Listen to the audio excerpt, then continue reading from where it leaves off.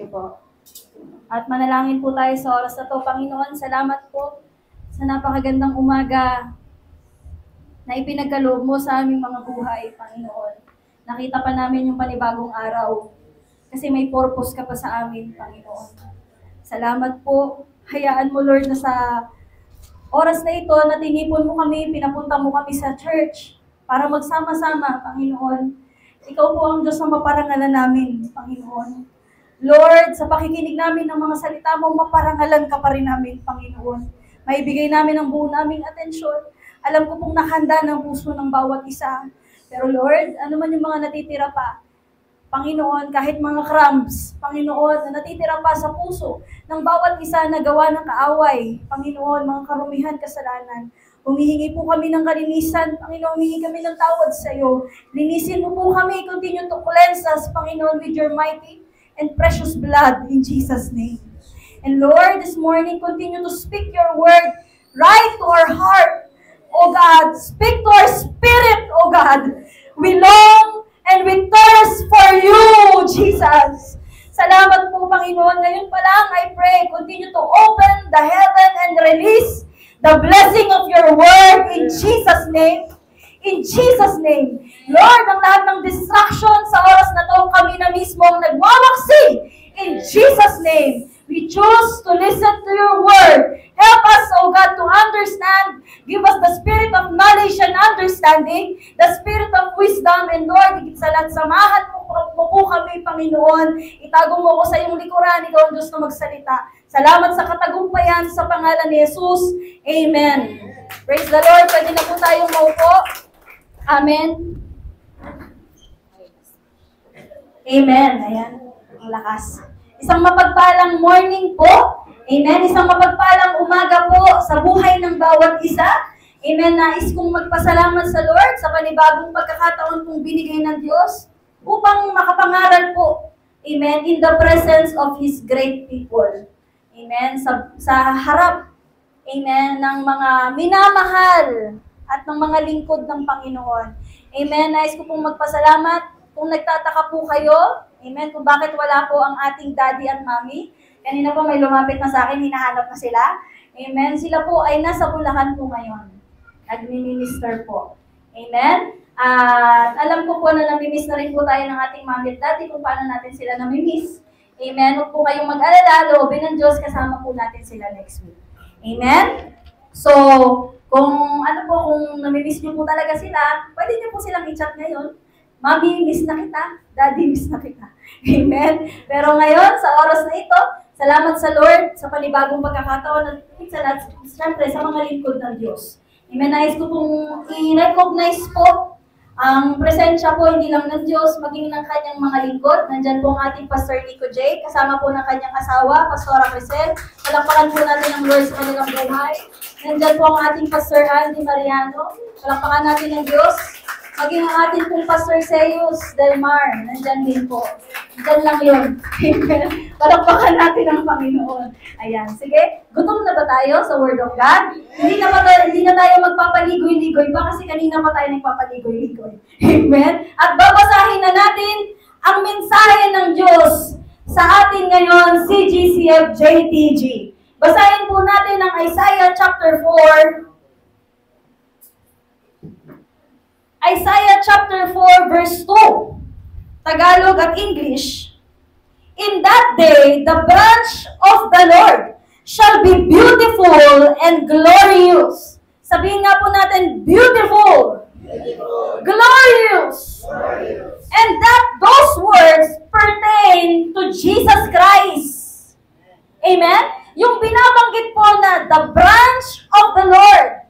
Amen? Kasi yan po ay kinumpirma sa ibang chapter ng Isaiah. Amen? Ang tinutukoy po na branch of the Lord dyan is yung ating Messiah. Which is, sino po yun? Ang ating Panginoong Hesukristo. Amen? Ang sabi ng Bible, in that day, the branch of the Lord shall be beautiful. Tama naman. Napakagandang pagmasdan ng kaluwalhatian ng Diyos. Amen? Punong-puno ng kaluwalhatian ng Panginoon. Na kapag nandyan ang presensya ng Diyos, wala tayong ibang magawa, kundi ang magpakumbaba. Amen? Wala tayong ibang magawa,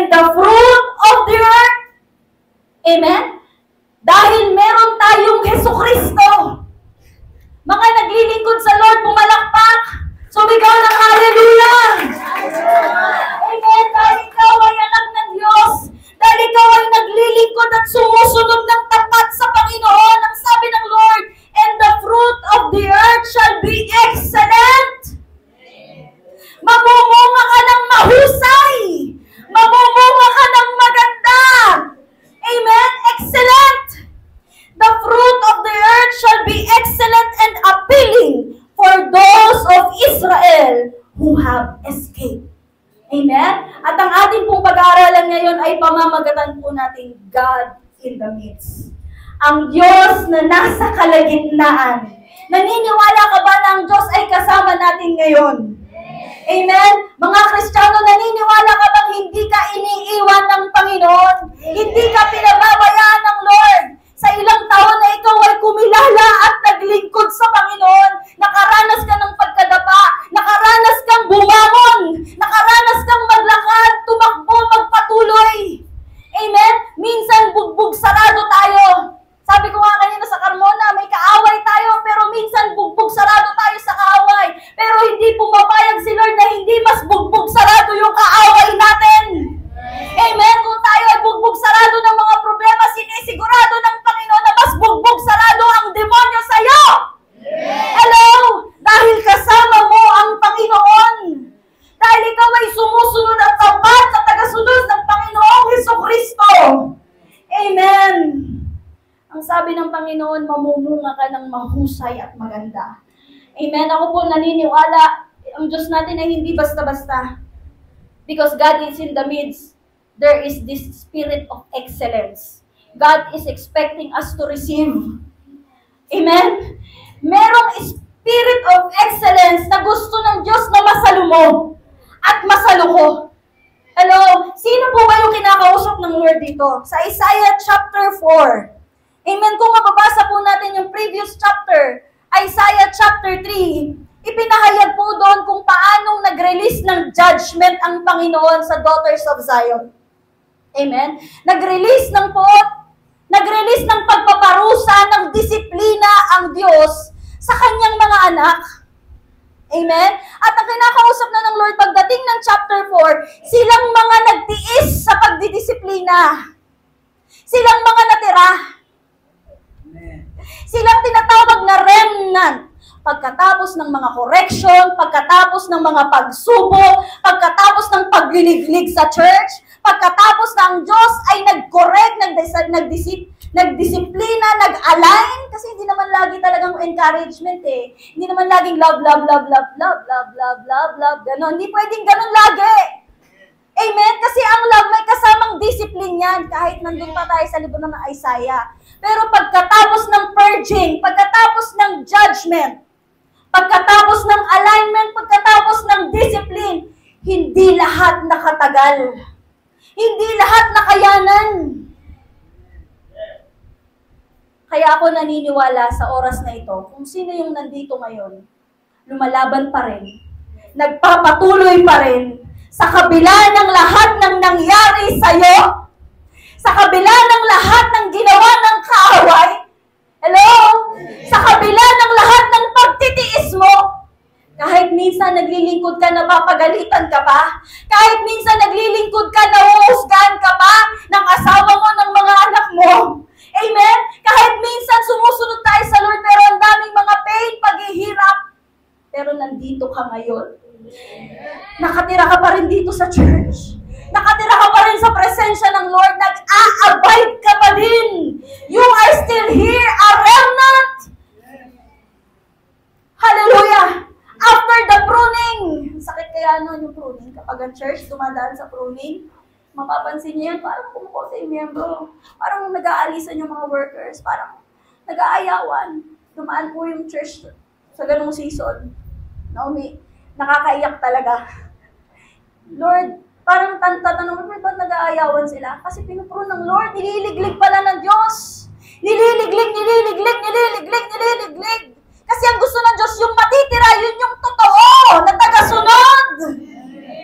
Amen, yung totoong tagasunod. At matatanggal yung mga, sabi nga, sa parte man, sa buhay man natin, matatanggal yung mga bagay sa buhay natin na hindi sa Diyos. Amen. Kaya ikaw, kinakausap ka ng Diyos ngayon. Nandito ka ngayon, nasa presensya ka ng Lord, kinakausap ka ng Diyos. Amen? Sabi ng verse 2, in that day, the branch of the Lord shall be beautiful and glorious, and the fruit of the earth shall be excellent and appealing for those of Israel who have escaped. Ikaw yun at ako. Sa lahat ng mga pagsubok na lagpasan mo, nandito ka pa, naglilingkod ka, nakikinig ka pa ng Word of God. Ang pag-asa mo ay nasa Diyos pa, tumatakbo ka pa rin sa takbuhin mo sa Panginoon. You are still fighting the good fight of faith. Palakpakan mo ang Panginoon! Hallelujah! Those who have escaped the judgment, those who have endured the purging. Alam niyo the purge? Diba? May mga pinapatay yung mga masasama. O, pagkatapos patayin ng Diyos yung mga masasamang bagay sa buhay natin, inaalis ni Lord yung mga hindi magandang pag-uugali, yung mga habit natin na hindi nararapat. Diba? Pag tinatanggal ni Lord yan, medyo masakit. Kung baga sa halaman, pinuputulan ng mga sanga na hindi nararapat para lalong mamunga. Amen? At kapag na-endure mo yun, you endure the purging, the discipline of God, at ikaw, those who truly recognize God now. Sabi mo now. Yung talagang kinikilala mo ang Diyos ngayon. Ang sabi ng Panginoon, God will mark you as holy. Amen? Mamarkahan ka ng Panginoon. God will mark the remnants as holy. Sabi po ng verse 3, and it shall come to pass that he who is left in Zion and remains in Jerusalem. Palakpakan natin ang Diyos sa lahat ng nagre-remain ngayon sa church, sa mga taong mahal na mahal ng Diyos, sa mga taong loyal sa CGCF JTG Church! Mahal ang church niya! Hello? Mahal ang CGCF! Kahit iharap ka sa mga malalaking churches, hindi mo ipagpapalit ang church mo! Ang sabi ng Panginoon, and those who remain in Jerusalem, may Jerusalem ka! May Jerusalem po tayo at ang tinutukoy ng Diyos dito, saang church ka tinawag? Saang church ka itinanim ng Diyos? May nagdududa pa ba dito kung siya'y taga dito o hindi? Meron pa rin ba tayong identity crisis? Dapat wala na.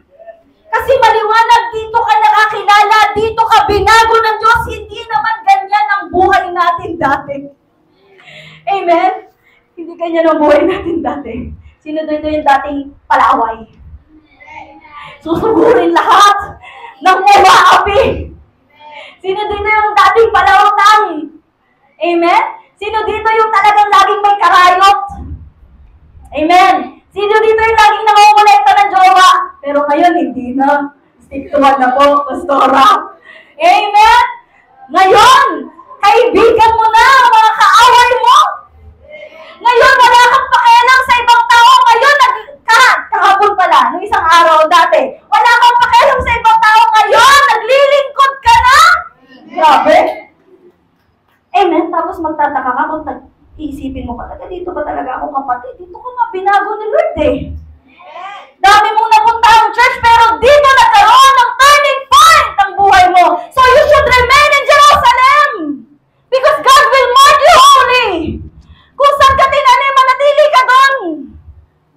Hello? If you want to see God in the midst of your life, gusto mo makita ang Diyos sa kalagitnaan ng buhay mo, manatili ka kung saan ka nilalagay ng Diyos. Manatili po tayo kung saan tayo nilalagay ng Diyos. Amen. Those who are left in Zion. Kaya saludo ko sa mga workers. Amen? Ilang taong naglilingkod sa Panginoon, nandito ka pa rin, hindi nagbabago isip mo. Minsan may toyo, pero hindi mo sinasabing, ayaw ka naglilingkod. Hindi nagbabago isip mo. Sinasabi mo, Lord, gusto pa rin maglingkod sa'yo, kahit may toyo ko. Kahit may suka ako, kahit maasim ako ngayon. Amen! I want to remain in Jerusalem, Lord. For I know in Jerusalem you will send the Holy Spirit. You will send the Holy Spirit. At dito mo ipapakita sa akin ang purpose ng buhay ko. Dito mo ko palalakasin in order for me to still fight the good fight of faith. Palakpakan natin ang Diyos. Those who remain in Jerusalem will be called holy. Sabihin mo, holy. Hindi huli. Holy! Amen? Holy. Everyone who is recorded among living in Jerusalem. among the living, silang mga natitirang buhay pa. Nag-church pa every Sunday, nag-amen pa. Amen. Buhay pa. Sumasagot pa eh. Buhay pa yun. Amen? Nakakausap pa eh. Nakakapaglakad pa, nakakarating pa sa church. Amen? Nakapag nakita ka ng kapatid mo sa Panginoon, sis, parang wala akong pinagdadaanan, nakakabless ka naman po. Lumalakas po ako kapag nakikita ko po kayo. Kasi buhay na buhay po kayo. Nagpapatuloy po kayo sa Panginoon. Amen? Kasi sabi ni Lord, I will mark you. You are holy. Ano ibig sabihin ng holy? Holy does not mean super spiritual. It does not mean sinless perfection. Hello? It does not mean spiritually superior and obnoxious. It means a life, a heart, a mind, and a body that is genuinely separated. Nakahiwalay ka na. Hello? Si GCF JTG Church, iibahin ka ni Lord. Because God is in the midst of your life, iibahin ka ng Diyos. You will be separated. Amen? You will be set apart. That's the right word. Set apart for the Lord. Amen? It is a life live apart from the thinking and the heart of this world. Hindi na tayo worldly. This flesh and the devil live apart to the Lord. Amen? Ikaw at ako ay tunay ngang para sa Diyos na. Sabihin mo sa katabi mo, para ka sa Diyos. Ulitin mo, yung kung makukumbinsi siya. Isa pa. Ngitian mo. Nakasimangot ba? Ngitian mo, sabihin mo, para ka sa Diyos. Sabihin mo, mag-smile ka ngayon para sa Diyos.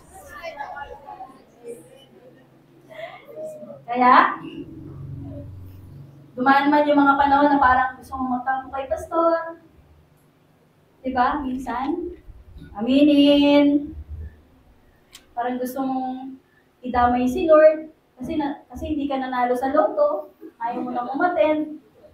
Diba? Parang hindi na kayo muna ako ng church. Pahinga muna. Hindi naman nila ako naiintindihan. Amen? Pero congratulations. Kasi binali ka ng Diyos dito.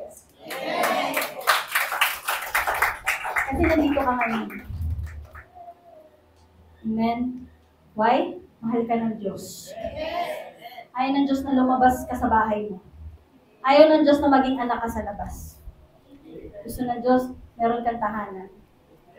Hindi yung tahanan na makikitira ka lang. Yung tahanan na doon ka talaga pinapauwi ng Diyos. Amen? Kaya sa lahat ng mga nagpapatuloy, pumalakpak! The remnants marked as holy will still have to fight the good fight of faith. Ito po yung paalala sa atin ng Lord ngayon, hindi pa tapos ang laban. Pero may resulta na. Hello? Hindi naka-receive ba? O LR? Hindi pa tapos ang laban, pero may resulta na. Amen? Kailangan mo pa rin pumunta sa battlefield. Kailangan mo pa rin magpatuloy. Kahit ikaw ay nasa kalooban ng Lord, you will still have to fight the good fight of faith. Dahil ang kaaway, pipilitin niyang mawala ka. Pipilitin niyang humiwalay ka sa church mo. Pipilitin niyang mawala ka sa kalooban ng Diyos. Pipilitin niya na yung puso mo maging malayo sa mga mamamayan ng Panginoon, sa pastor mo at sa Diyos mismo. Kasi gusto niya mag-slow down ka. At habang naging slow down ka, dadating ang point na pagkatapos mo mag-slow down, titigil ka na. At pagkatapos mo tumigil, ang kasunod na nun, tatalikod ka na at babalikan lang sa dati. Yun ang gusto ni Satanas. Pero hindi yun ang gusto ng Diyos sa'yo. Sabi ng Lord, still, ganun pa rin. Still, magpatuloy. Fight the good fight of faith. Amen? And, tatlo lang po natin puntos. And in the good fight of faith, number 1, there is cleansing. Amen? There is cleansing. Patuloy pa rin tayong nililinis ni Lord. Amen? Patuloy pa rin tayong binabago ng Diyos. Tama ba? Sino yung gusto bang magpabago kay Lord? Kasi kilala mo yung sarili mo. Amen? Sino dito yung nagsasabi, Lord, ayusin niyo po yung ugali ko. Alam niyo po, minsan kinakausap ko yung sarili ko pag nagdadrive ako. Sama na naman ang ugali mo, mayos ka. Nire-review ko po yung sarili ko. Kapag naiinis ako sa mga tao sa kalsada, kasi isa sa mga panalangin ko sa Lord ngayon, medyo tumatanda na tayo. Lord, gawin mo naman akong mabait. Gawin mo akong mabait. Alisin mo po lahat ng sama ng ugali ko, Lord. Kasi gusto kong maglingkod ng maganda, maayos, mahusay, excellent. Gawin mo akong mabait, Lord. Ayoko maging mabagsik. Ayoko na.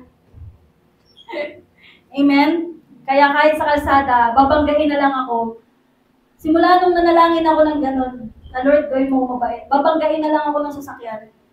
Hindi pa ako nagalit. Binabaan niya ako, galit na galit siya sa akin. Tapos, nakatingin na ako sa kanyang ganun. Yung mga pasahero ko, Pastora, kunin mo yung plate number niya. Galit na galit sila. Ako hindi ako nakaramdam ng, sabi ko, Lord, ito na yung manifestation ng prayer ko. Sabi ko kasi, gawin mo akong mabait. Talagang ikaw ang Diyos na tumutugon sa panalangin. Sabi ko, ayan niya na po, si Lord na po bahala sa kanya. Amen? Amen? Kasi, in the good fight of faith, there is still cleansing. Patuloy yan, habang ikaw ay nasa labanan, sinisigurado ng Panginoon na tayo ay patuloy niyang binabago. Binabago ng binabago ng binabago ng binabago. Amen? Kasi alam niyo po, totoo lang, habang mas tumatagal, mas humihirap ang laban. Tama ba? Kasi mas palapit ng pagdarating ng Panginoon eh. Mas pasakit ng pasakit yung labor pain ng mundong ito. Tama? Naiintindihan mo natin yun. Ibig sabihin, nagiging mas mahirap ang takbo ng mundo. Nagiging mas masama ang mga tao ngayon. Kaya ang laban natin nagiging mas mahirap. Pero sinasabi ko po kanina sa Carmona, habang mas humihirap ang laban. Uulitin ko, habang mas humihirap ang laban, lalong nagiging mas matamis ang tagumpay. Tama ba? Yung tipong pag na-receive mo na yung ito na yun! Diba? Sarap-sarap. Wow, Lord, so sweet! So precious! Thank you, Lord! Praise the Lord! All glory to you, God! Amen? Kasi alam mo yung hirap eh! Na pinagdaanan mo. Na pagdating mo dun sa langit, hindi ka magpupuri. Ano meron? Hindi, kasi alam mo yung hirap na pinagdaanan mo! Kaya malayo pa lang si Lord, tumatakbo ka! Sinasalubong mo na siya, tumatalon ka sa tuwa! Wow! Yes, Lord! Sa wakas! Sa wakas! Nandito na ako! Makikita na kita, makukwento ko na sa'yo lahat kahit alam mo naman. Masusumbong ko na sila sa'yo lahat kahit alam mo naman yun. Diba? Mas nagiging mas matamis yung judgment day sa atin. Amen?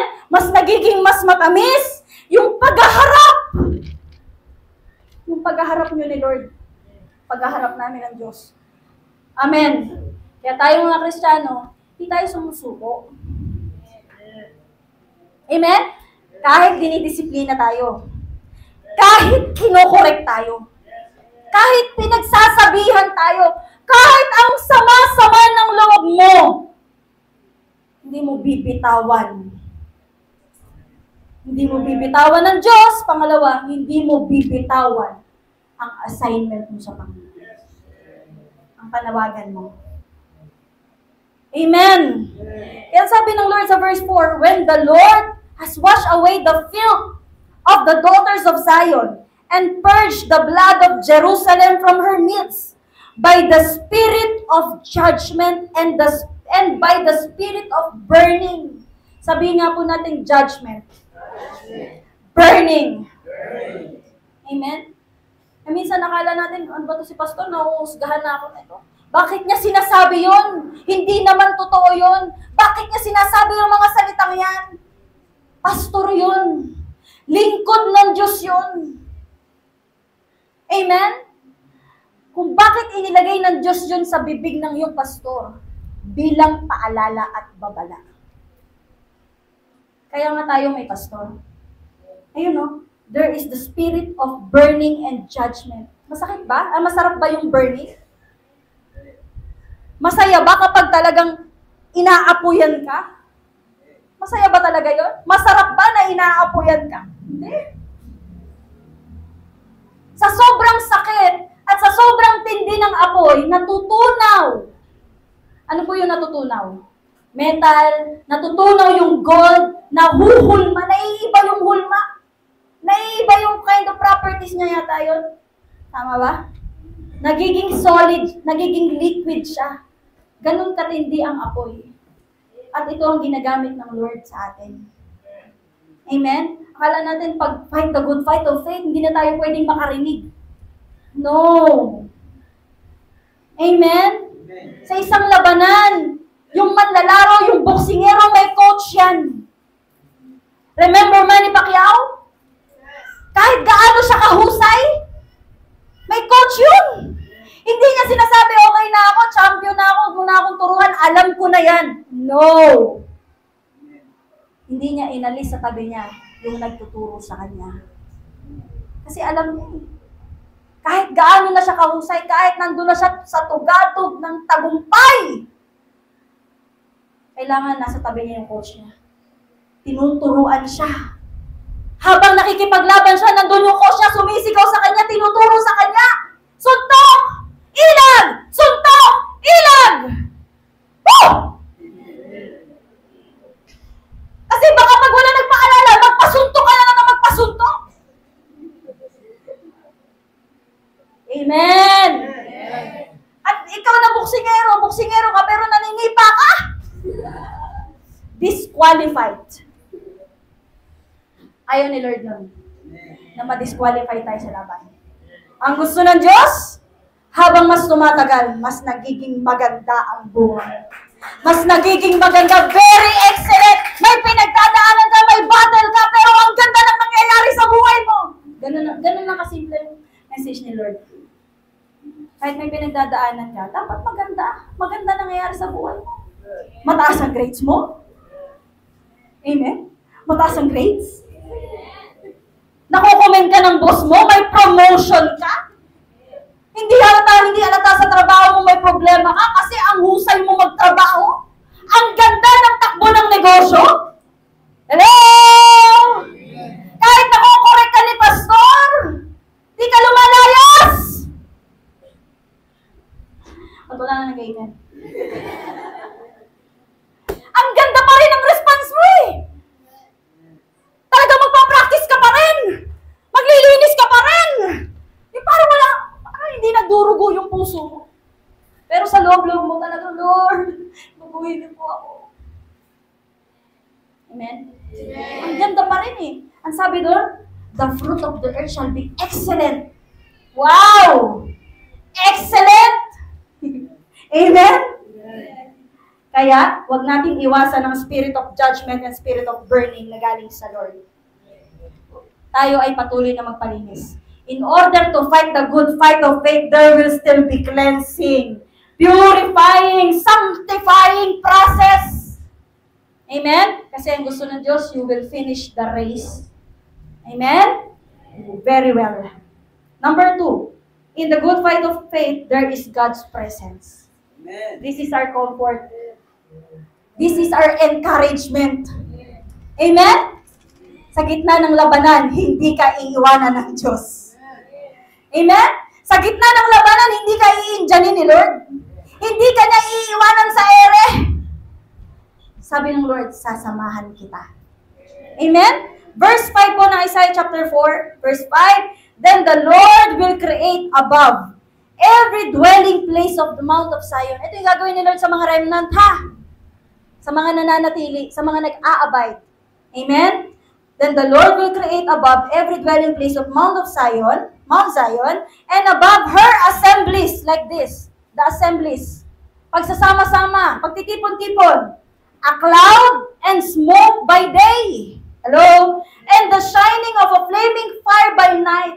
For over all the glory, there will be a covering. Palakpakan natin si Lord.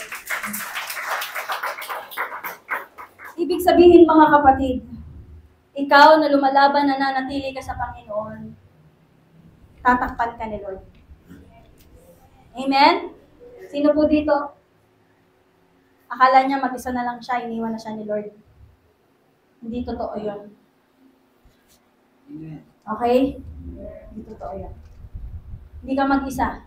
Kahit iniwan ka ng lahat ng mahal mo sa buhay, hindi ka nag-iisa. Kasama mo ang Diyos. Amen? Kahit may iba na silang pamilya.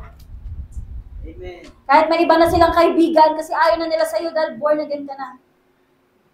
Amen? Amen. Kasama mo ang Diyos. Amen. Amen? Sa laban na ito, ang pinakamahalaga sa lahat, kakampi mo si Lord. Amen? Ang pinakadelikadong pwedeng mangyari sa buhay natin, tayo yung kalaban ni Lord. Amen po ba?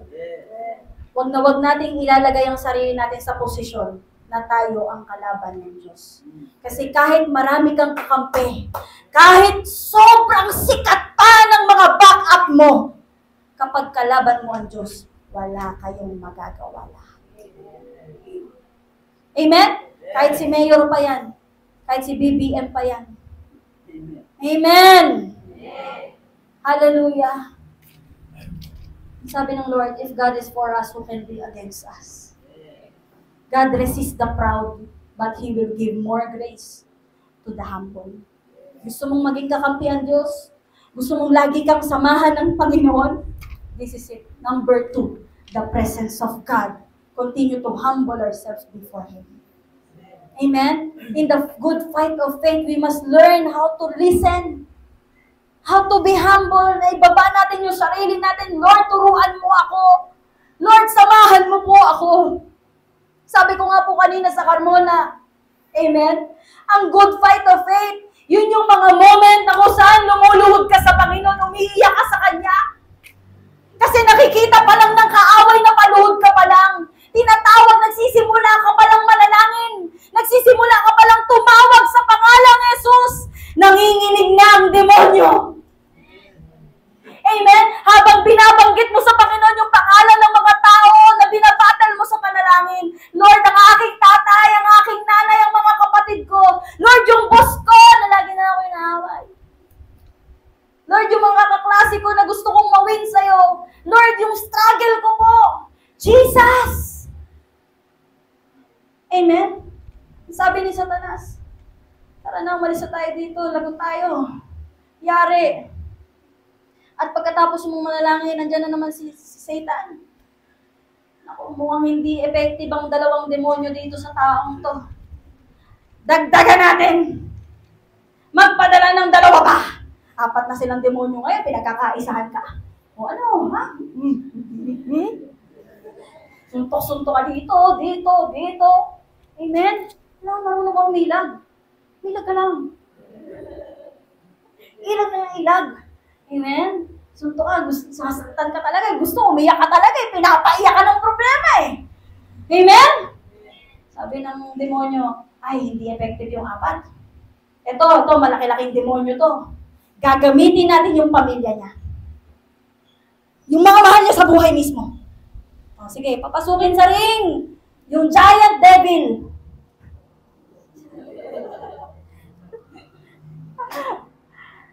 Hindi mo ngayon alam paano kayo iiwas. Ang laki nito. David and Goliath. Bumagsak ka ngayon. Kasi minsan, totoo yan, no? Sa laban, minsan bumabagsak tayo. Naiisahan tayo minsan eh. Amen? Pero hindi ka na na-knock-out. Gising ka pa naman. Nasa ulirot ka pa. Sige ba, makatayo pa ako. May nakikita kang kamay eh. May naririnig kang boses, sabi ng coach mo, tumayo ka, kaya mo yan! Sasamahan kita, pinalalakas kita, anak! Sige, palakpahan si Lord. Nalugmo ka ng 2 segundo. Nalugmo ka ng 3 segundo. Nalugmo ka ng 5 segundo. Talagang nakahiga ka pero gising ka pa. Pero dahil may boses na nag-cheer sa'yo, nagsasabi sa'yo, tumayo ka! Tumayo ka! Bumangon ka! Bumangon ka! Bumangon ka! Lumaban ka! Bumangon ka ngayon. Tapos ang sabi mo sa sarili mo, hindi na ako susuntok ng suntok na hindi galing sa Diyos. Kung susunod na suntok ko sa'yo, sisiguraduhin kong hindi sa lakas ko. Kasi natuto na ako eh. Natuto ako doon sa pagkabagsak ko. Kaya sa pagtayo ko, sa bawat pagsuntok ko sa'yo, sisiguraduhin kong not by might, nor by power, but by the Spirit of God. Ngayon, aware ka na sa kahalagahan ng presensya ng Diyos. Amen? Sabi mo, pag suntok mong gano'n, hindi pa dumadapo, bumagsak na yung kaaway. Kasi it's not about you. It's not about your suntok. It's about the mighty presence of God helping you, defending you, vindicating you. Yung presensya ng Diyos na pinagtatanggol ka sa mga kaaway niya. Amen. Kaya in the good fight, hindi natin masasabing good fight to kung walang presence of God. Amen? Number 3, there will be protection. Verse 6, and there will be a tabernacle for shade in the daytime from the heat. Kapag sobrang init na, ang sabi ng Diyos, magpapadala ako ng lilim na sisilungan ninyo for a place of refuge. Hello? And for a shelter from storm and rain. At kung lumakas man ang ulan, bumagyo man, anumang mga panahon ang danasin nyo, lamigin kayo, sobrang init, meron kayong uuwian na lugar kung saan kayo poprotektahan ng Diyos. In the good fight of faith, God will protect you. Church, all people suffer many inconveniences. Lahat naman ng tao may pinagdadaanan. Lahat ng tao may pagdurusa. Pero ano ang kaibahan mo? Bad men have no refuge, no place of concealment in which they may hide themselves, and they must be utterly overwhelmed. But blessed is the condition of the godly. Are you godly? Are you godly? Naka-Diyos ba tayo? Nasa Panginoong Jesucristo ba tayo? Ang sabi ng Diyos, pinagpala ka kapag may Kristo ka. Why? Blessed is the condition of the godly, for although they endure heat and cold, umaraw man na lumamig, bumagyo man o gumanda ang panahon, ang sabi ng Lord, they have a safe refuge in God. Amen? Merong kanlungan kang matatakbuhan. Kaya habang kung mahirap man ang laban, sige lang, laban lang. Kasi meron ka namang sumbungan eh. Amen? Ang sasabihin mo lang sa Diyos, Lord, gusto ko munang, tagong mo lang sa ilalim. Ang kapangyarihan mo, pwede bang manganlong sa'yo? Amen? If we are really born again. Sino yung mga born again? Palakpakan ng Diyos. We want to be washed. Tama? Lord, dinisin mo ako. Kasi totoong born again ka eh. Hindi mo sasabihin, Lord, ayoko nang makorek. Ayoko nang maitama. Ayoko nang mapagsabihan. Ayoko nang malay. Hindi yun ang prayer mo. Dahil born again na tayo, ang sasabihin mo, Lord, i-align mo ako. Kahit pa sa tingin natin, ayos na tayo. No. Ang prayer mo pa rin, Lord, ayusin mo po ako. Basagin mo po ang puso ko. Baguhin mo pa po ako.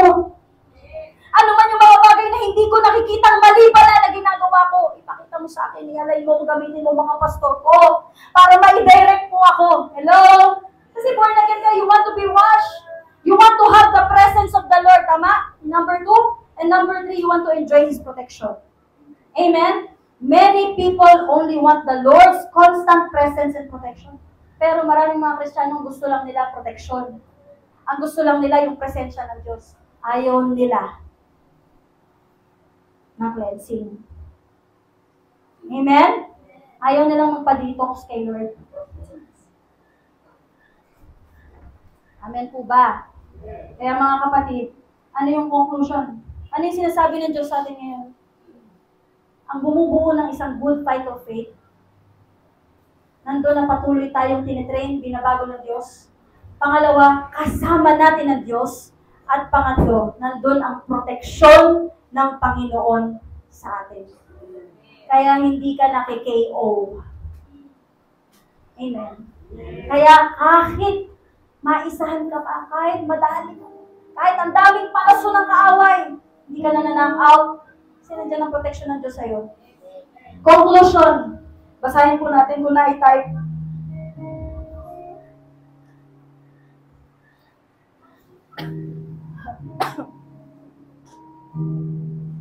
Sabay-sabay po. 1, 2, 3, go!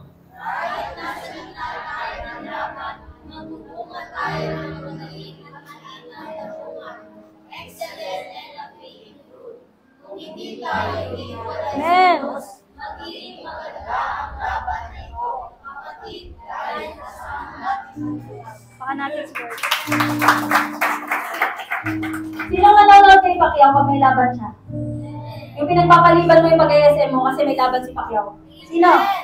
Sino dito yung ilang beses mo nang napanood ang laban ni Pacquiao na nanalo siya? Na may napatulog siyang kaaway. Tapos nung tinurn off mo yung TV mo, sabi mo, wow, ang ganda ng laban. Proud na proud ka maging Pilipino. Hashtag, proud Pinoy here. Ang sarap manood ng magandang laban. Yung sa dulo, mananalo yung Pilipino. Yung mga nanonood ng Miss Universe, talaga naman, ang sarap panoorin kapag nananalo yung Pinoy. Kasi alam mo, kalahin mo yun. Alam mo ba? Sa buhay po natin, dapat bago tayo matulog araw-araw, bago tayo pumikit, ngingiti ka eh. Sasabihin mo sa Lord, Lord, salamat, ang ganda ng laban ngayong araw.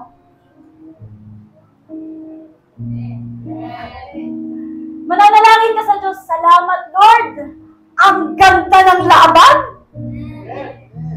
Yun ang testimony mo every night. Luluhod ka sa Panginoon, iiyak ka sa Lord.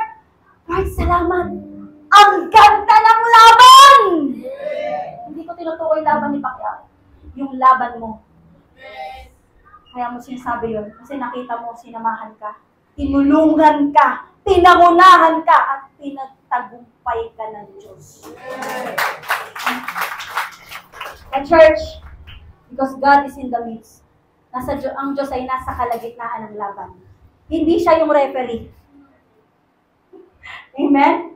Hindi siya yung referee. Ang Diyos ang nasa kalagitnaan. Siya yung Diyos na kasama.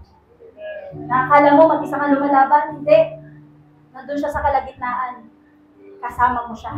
Tinutulungan ka niya. Pinapalakas ka niya. Kaya, katulad ng verse 2 kanina, may magandang magiging bunga ang mga struggles mo. Sino may mga struggle ngayon? Financial struggle, physical struggle, mental struggle, lahat ng struggle. May magandang bunga pa rin yan. Amen! May magandang magiging bunga ang mga pagsubok mo. Hello! May magandang magiging bunga ang lahat ng masasamang palaso na ibinabato ng kaaway sa'yo. Bakit?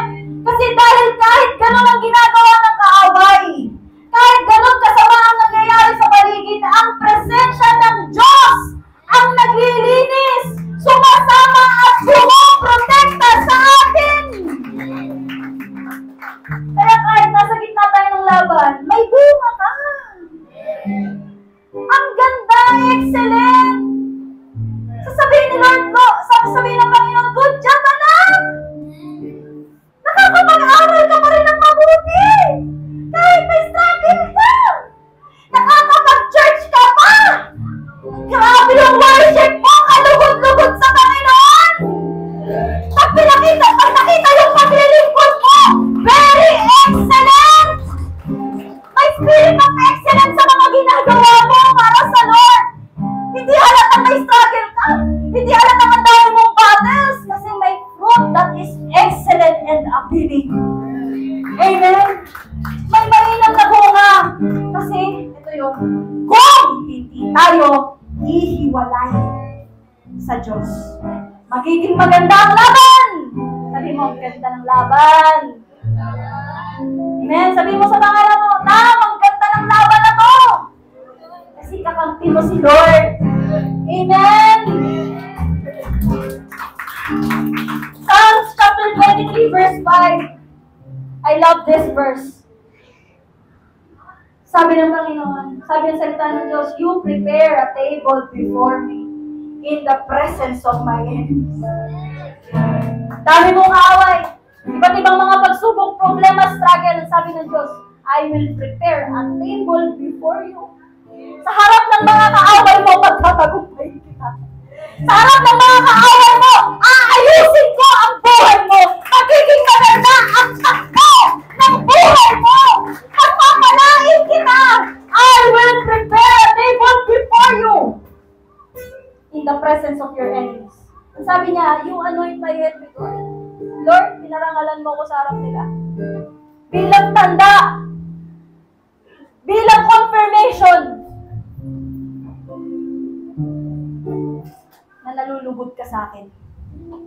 Na ikaw ang Diyos ko, nakakampi kita. You anoint my head with oil, my cup overflow.